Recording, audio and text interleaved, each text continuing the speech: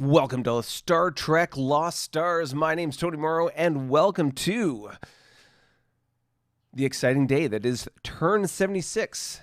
For those of you who are just joining us for the very first time, hi again. My name's Tony, and this is Star Trek Lost Stars, a campaign, 4X campaign, where a bunch of us get together and play the rules of Federation and Empire on a platform called Vassal that we play over sort of email. And I share that experience with you. If you want to play this game with us, then feel free to check us out at patreon.com/loststars and see the different ways that you can not only support what we're doing here, but also get involved in the game by either taking command of a ship, a task group, a fleet, or even your own province within the Klingon Empire. But you say, Tony, what are you talking about, this Klingon Empire stuff? Well, like I say, if you're joining us for the first time, we are playing this Star Trek-based war game. It is called Federation and Empire. This campaign is called the Lost Stars campaign, Star Trek Lost Stars. And I am the Klingon Empire. And we're playing that faction in this game. It is turn-based. 4X, as in we are exploring new space, expanding our borders, exploiting those resources, and killing. Although why I would use scissors to describe killing, just destroying our enemies as they oppose us. So that 4X concept, turn-based in the Star Trek or Starfleet universe.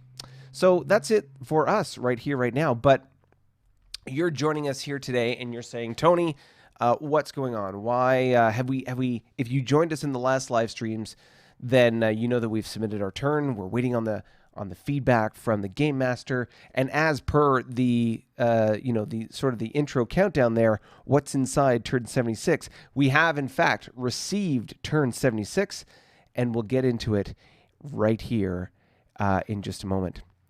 Let me do a little bit of dancing around with the screens, but let me share with you, and let's dive into the map.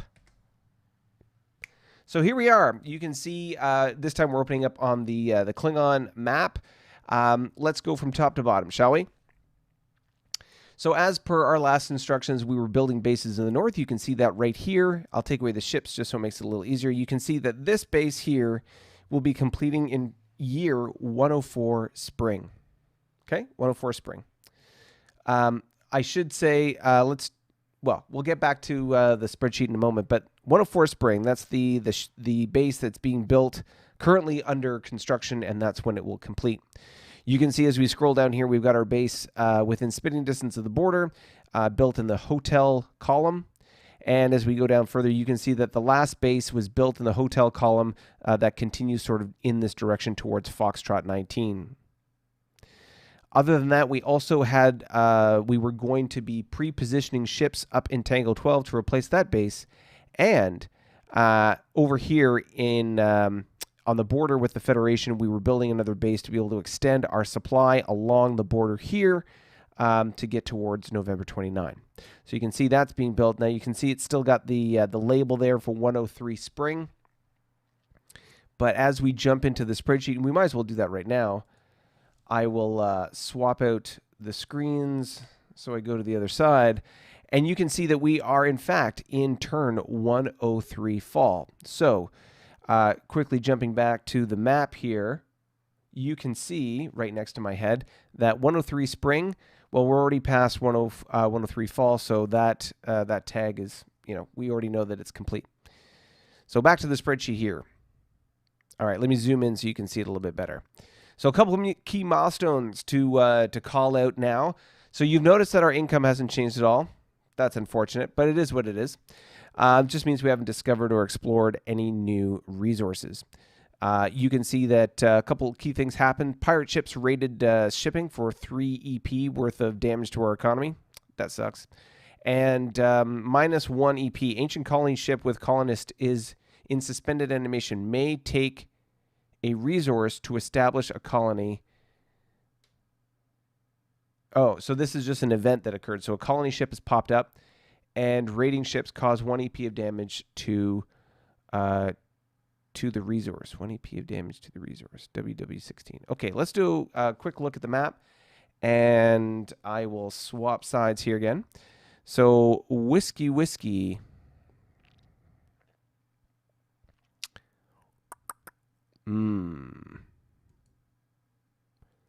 So they say here, Whiskey 16 caused damage to the resource. So I wonder, we'd have to look in a previous map. I don't have that ready to go right now, but it might be interesting to see if this, oh, that's Victor. Whiskey 16. So this resource, I guess they did damage. They took 1 EP away from the resource collection. So no harm, no foul. You can also see here that our planet that we had conquered is no longer unhappy. It is now indifferent. That's good. Next step is happy, and then happy plus, which will be we'll get a bonus in our economic production out of that resource for that planet at that point. So that's pretty much it for our sort of base construction. If we bring back the ships, you can see where our exploration is occurring. In the top left or top right corner, you'll see that the small exploration freighter is continuing to do its business up there. It has supply to the edge of space here, so we're going to let this guy continue to putter its way down and close the gap on the edge of the universe. You can see over on the top left, we've got the D4E continuing its exploration as it's moving to close the distance and kind of get us to a point where we can probably put something in here in Foxtrot 11 or in this vicinity. And then, of course, we'll build a base in Foxtrot 19 and see how that goes. The base, of course, has been built in Hotel 12, and the tug and E and the escorts are already there. Their next stop, based on where we're sitting right now, will most likely be... Well, we'll have to talk about that. I figure like it should be something like maybe a zigzag pattern. They can go to J13 and work their way down. We'll see. You can see here the colony ship. So what we'll have to do is we'll have to send a ship to collect the colony ship. No better ship to do that than a tug. And since we've got the supply sort of in this area, then that would be the best ship to it. So we'll send the tug to collect the colony ship. And then what happens is the colony ship can be used to improve a colony into a planet. Now, I cannot recall whether it turns it into a developing or a minor. We'll have to see, but we'll find that out. That'll be a good question I can send the GM. Colony ships in this context are kind of a new event. I've never played with them before, so it's a new factor sort of in the game. As you can see, our C4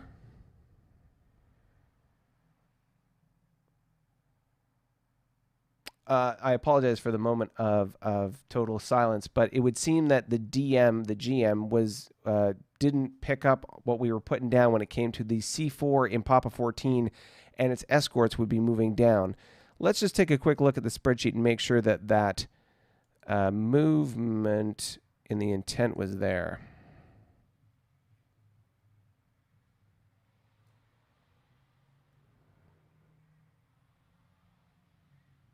Right. So it was in there. I'll have to contact the GM just... Oh, of course you can't see it because... Pardon me while I switch screens here. There we go. So here you can see... Let me zoom in a little bit. You can see here as we... I'm not going to actually edit it, but you can see here that in the exploration heading...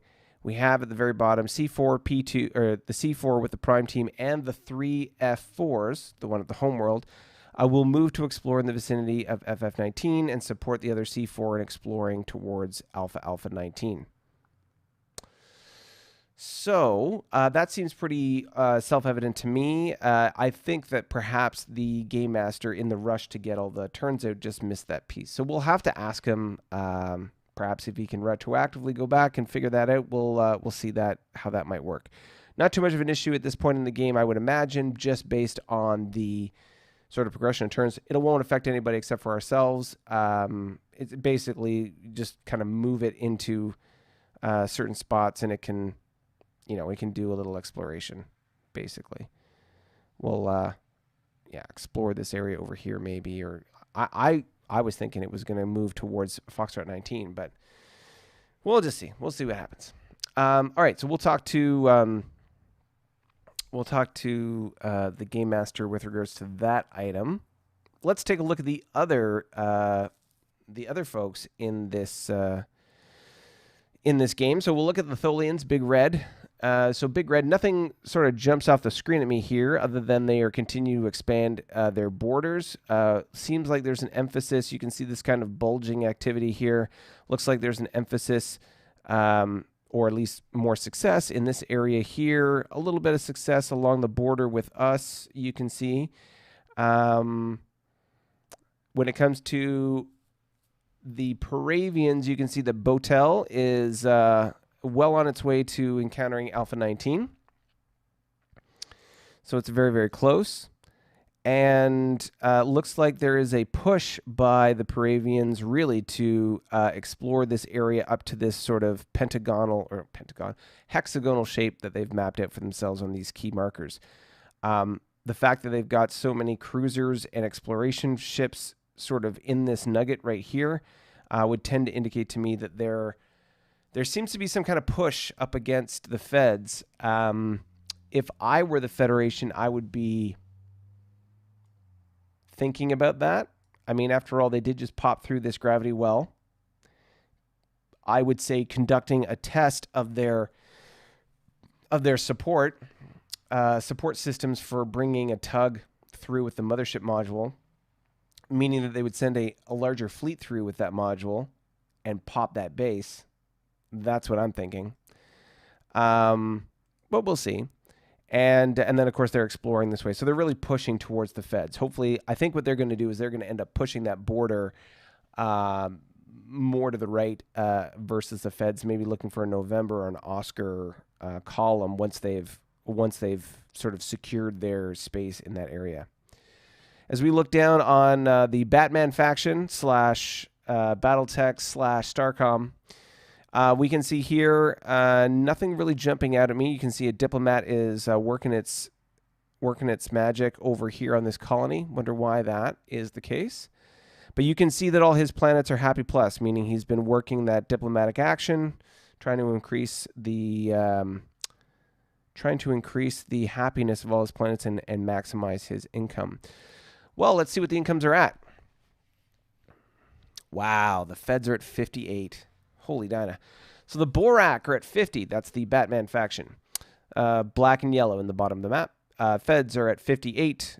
The Klingons are at 50.5. The Paravians are at 43.5. And the Tholians are at 48.5. So really, all of us kind of in spitting distance of each other, with the notable exceptions outside the sort of statistical average being the Paravians and the Federation, respectively. Interesting the fact that the Paravians seem to be picking a fight or looking to pick a fight with the Feds. Lots can change, but that's kind of where that's looking. Interesting.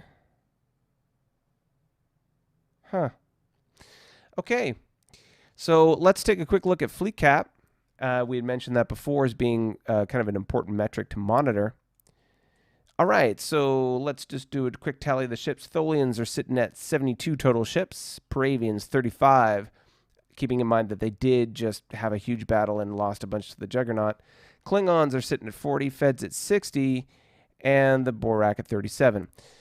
Looking at attack factors to defense factors, we can see that the Klingons are at a measly 178 for their defense factors and 101 for attack.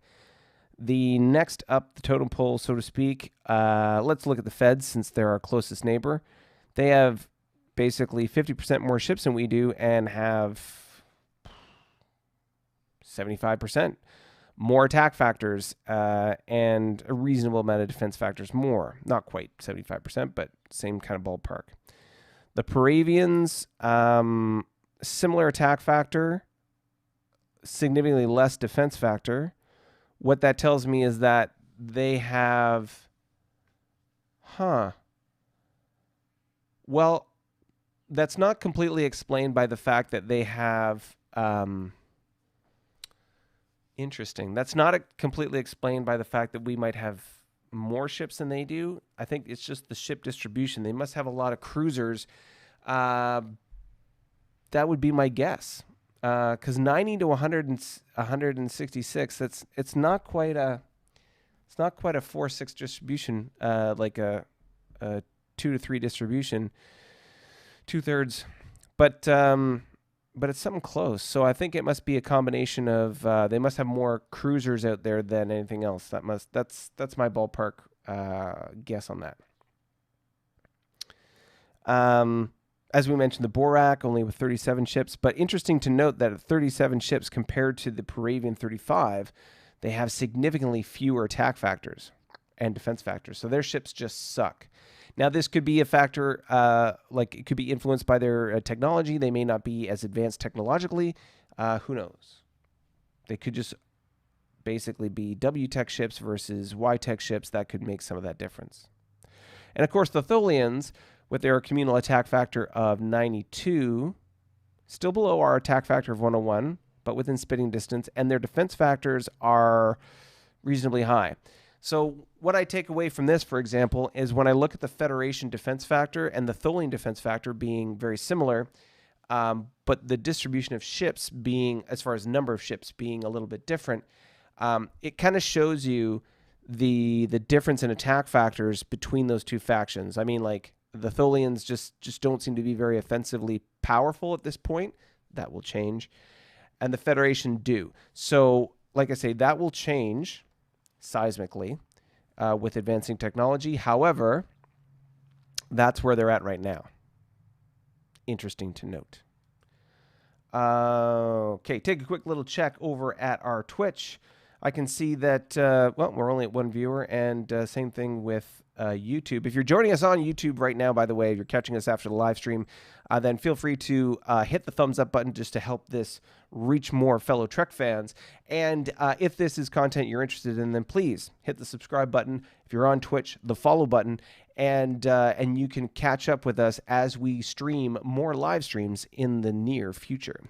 Next live stream will be on Saturday. Today's Friday, so tomorrow is Saturday at 2:30. That'll be our next live stream, and we'll see how the week goes from there.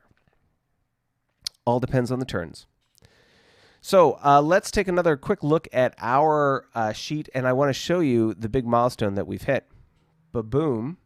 You can see here, as I mentioned before, this is the R&D sheet, and you can see here all the technologies listed in black that we have successfully researched. And as you can see, we have successfully researched MTech.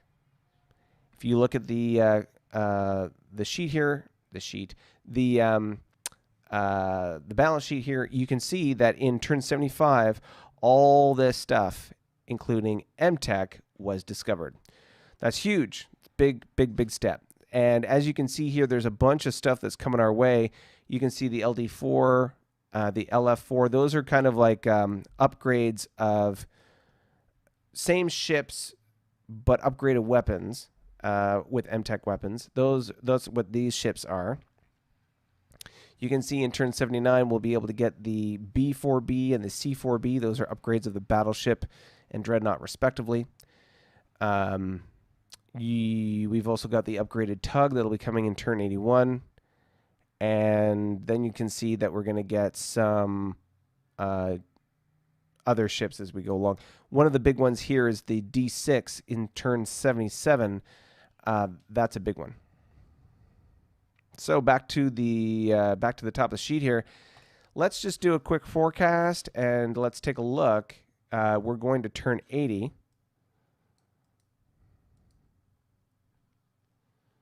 And let's carry that P for peace as far as the state of our economy, going left to right. And yeah, we can see that's where we're at. So here's the thing. Let's look at the map real quick. Okay. So I'm not obstructing the view too much here with my head in the right bottom right corner. You can see on the top left here that basically we have this base in Lima 8, and with a range of 4, actually I can show it to you with the supply menu. Klingon supply and set supply to 4. So this is currently what we can reach based on our current level of supply. So while base construction is going to be important, base construction in combination with sort of strategic decisions on where to build bases is going to become more and more important. So for example, exploration-wise, nothing is holding us back from exploring what we want to explore.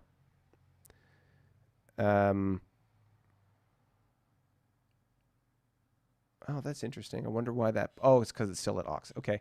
Once this planet has resolved its devastation, then it will become a supply point, and you'll see that supply point extend 1, 2, 3, 4. So it'll expand out this way. So as you can see here, like I say, we're going to have to change the sort of distribution of base building a little bit to include a couple things. One, we're going to want to start building bases on these planets, specifically this Carnivon one here. Carnivon being like basically werewolves. Just like the Peravens are bird people, the Kzinti are cat people, the Carnivons are wolf people. So hence like the werewolf metaphor. So we'll want to populate or put a base there. Definitely over here on November 14. And the reason why we're picking those two planets is because their development is at a point where the attitude of those planets will, if higher, significantly happy, then they will significantly improve their economic output. The other planets being developing planets, going from colony to developing to minor, then medium and major. So at the developing level, there's no economic impact for attitude, not significant. So we're more concerned about the small planets, minor planet, and once they're at that level, then it's important for us to make sure that they're happy plus. Once we get there, then we'll see a significant improvement in economic output.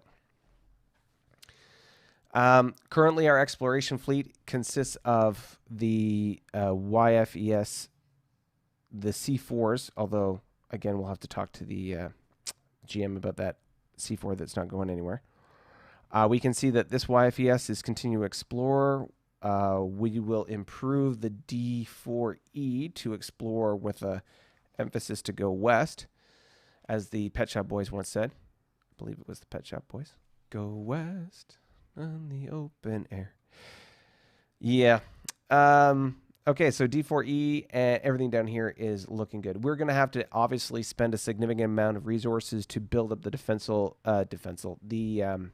the perimeter here with the Federation. Again, based on their fleet distribution, it's going to be really important to make sure that we can control that wormhole. But until they have a wormhole, a level of wormhole tech where they can actually transit that wormhole, I don't expect them to violate any border treaty with us until after a point that they can significantly or reasonably transit it without getting crippled. I don't see them making any effort at that, so I doubt that's a priority for them. So that's where we're at when it comes to supply, for example, and how that looks. Let's head back to the spreadsheet. So you can see here that we've got the EP and the state of our economy filled in there. And if we look at our slipways, so you can see over here in construction, we've got a certain number of slipways. We've got the, I'll zoom in so it's a little bit easier to see. We've got the D4, which is the cruiser slipway. We've got the F4, 3 of them, which is the destroyer slipway. And then the E2, which is the frigate slipway. Now, technically, F is frigate and E is escort. But because of the way the ships are, our escort is equivalent to a Fed frigate, for example, or frigates of most other factions. And our frigate is equivalent to a destroyer of most other factions. So that's why I'm thinking about it in that way. Also, from a logistical standpoint, our F slipway is the equivalent of a destroyer or a DD slipway. So, so that's what that looks like as far as the slipways we have. Basically, we have 7 slipways, 1 cruiser, and 6 with 3 of the destroyers and 3 of the frigate slipways. Now, let's look at the MSIT. So the MSIT, this is our shopping list, right? This is all the stuff that we can buy. Now you can see there's a bunch of red here. This MTech's opened up to us, so there's a bunch of things that aren't available just yet. For example, we need the right base technology to get battle stations or battle station M. There's a, again, tech for SBM, Starbase, and I guess it's base station and battle station. Excuse me. So base station for BS, battle station for BATS. But as we scroll down here, you're going to see that there is a couple of auxiliary vessels that have become available to us. So, for example, the large armed auxiliary vessel, which basically just has an attack factor. It's a 3-4 ship. It doesn't get crippled. So it's a relatively cheap ship to build, but, you know, I think a escort is a much better investment. Also moves faster. These MTech slow-moving ships, by the way, move instead of 1 hex at a time, they move at 2, so that's a significant advantage. We've got the hospital ship, which is a big one. Hospital ship, so in a couple of the previous turns, we've had pandemics, plagues, medical problems that have happened on various planets. A hospital ship would have significantly reduced the cost, basically the recovery of those planets and colonies. Now that we can build a hospital ship, we can actually take action to affect those. We've also got a troop ship, and so the freighter large troop ship is, as you can see here, it carries a total of 4 G or ground units. Think of them like brigades. It carries 4 brigades of troops. And then we're going to get more as we go along here. We're going to have, exploration, another kind of combat ship with a better attack and defense again, and this one does have a crippling value. And then we have a scout, so brings in EW. But look at the introductory dates. So we have 120, 120, 120, and then everything else after that is like 159, 160. So we're not getting those for a long time. We've got the FRD, which is the Fleet Repair Dock. Now, that's a very valuable piece of kit because you get it based on research and repair tech. So we can explore that in a moment. But that's a very valuable unit. Planetary ground bases, that comes along with the base tech. So once we get a base tech to a certain minimum level, we'll get PGBs. And why are PGBs important? Because as opposed to a 1-2, which is what planetary Y-era planetary ground bases have. You can see that here. PGBs, straight PGBs, are 3. And they bring EW with them. Each PGB brings EW, so it's a big thing. We've also got Marine generals and admirals. They give us 1 more command factor in our fleets and ground assaults, which is very, very good. So basically, Marine Major, we can only have a max of 1 Admiral, 1 Marine Major at the moment, but as we get more tech, we can upgrade that. We previously mentioned the B factor for the B4 and the C4, so we can build the battleship, we can build the dreadnought, but those ships will be upgradable in year 122 to the B variant, which is really important because for our C4s, upgrading those to the B variant is going to be a huge step. Again, as we go into cruisers, I know it's tempting to look at D7s first, but D7s don't come to 134, so we really need to focus on the D6M, which comes in 121, which is going to be turn 77. We're doing turn 76, turn 77, they show up. Let me just confirm that. Yep, turn 77. You can see that right here. Okay. Now we can see for the F, so the F5, the F5M doesn't show up to 134, right? So 134, that's basically, it's the ship that comes with the D7. D7 and the F4 come together. The D6 and the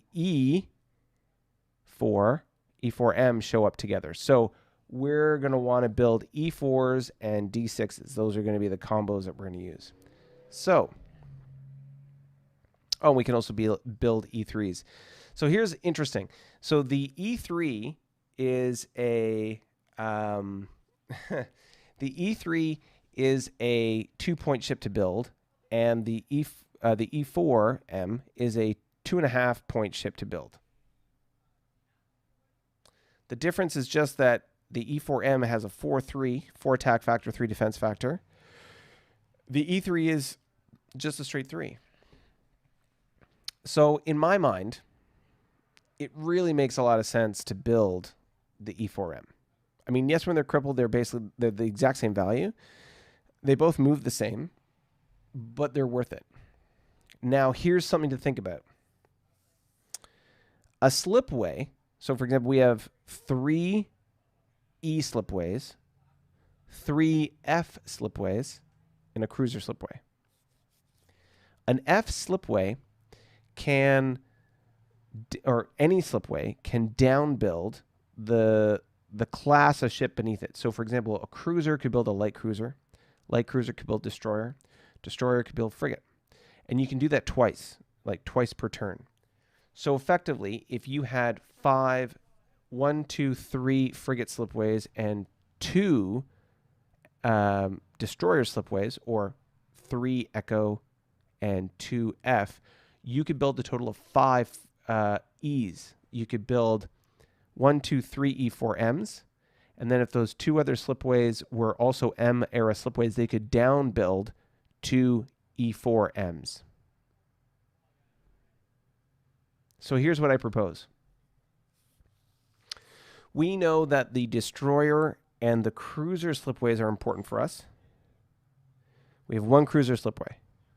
If we build another, then we can build a cruiser once in the fall, once in the spring. And the frigate and destroyer slipways can build equally in fall and spring. So what I propose, if we go back here, we can see that we have 1 D4, 3 F4, 3 E2s. I propose over the next couple of years until turn 80, we upgrade the 3 E2s into M slipways. We upgrade 2 of the F4s into M slipways. My phone is ringing. So 3 frigate slipways, upgrade those. 3 of the E2s, upgrade those to the E4s.